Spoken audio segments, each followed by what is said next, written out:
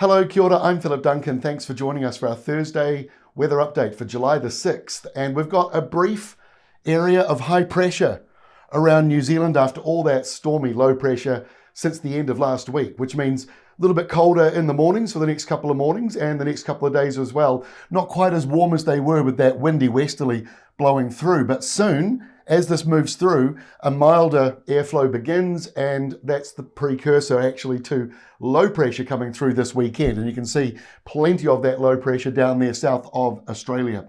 So into the forecast as we go through to the weekend, instability is in the atmosphere around the New Zealand area, but it takes a little bit to develop. As that big high out to the east slowly moves away, we start to see low pressure developing out in the Tasman Sea and south of Australia. So that means windy westerlies for Australia and a northerly airflow coming in for New Zealand. So it might have been a cold morning on Friday morning, but by Friday night, milder airflows as that high starts to move out to the east. And you'll notice that those showers will gradually build up. It sort of sets into rain for some of you later on into the day. Now into the weekend, on Saturday, low pressure starts to really develop between the North Island and Tasmania.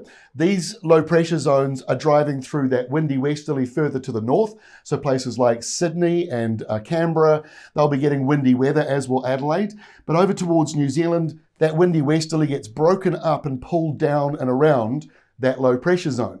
So you'll see areas of patchy rain, maybe the odd isolated thunderstorm as well, because this is mild for this time of the year. And then further down the country, it'll be more drizzly as that rain slides down some of the eastern areas. So yes, there is some rain on Saturday for eastern parts of the North Island. And for those who watched our Climate Watch update, it indicated that there was still a bit more rain to come. But this is the good news. This may be one of the last bursts of rain, and it's not a huge amount as well as it comes on through.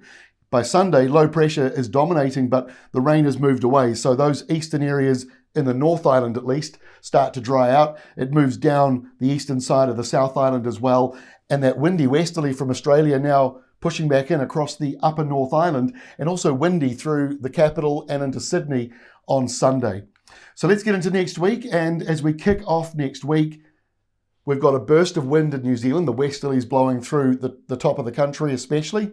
Low pressure still out here, and it's still mostly dry in those eastern areas. It's the west like Waikato, which, as we said in our Climate Watch update this week, has had far too much rain, and unfortunately more to come this month because of these windy westerlies. But you see behind that, that blue line, another bite out of the atmosphere from the Antarctic region, or at least, the Southern Ocean region, not Antarctica.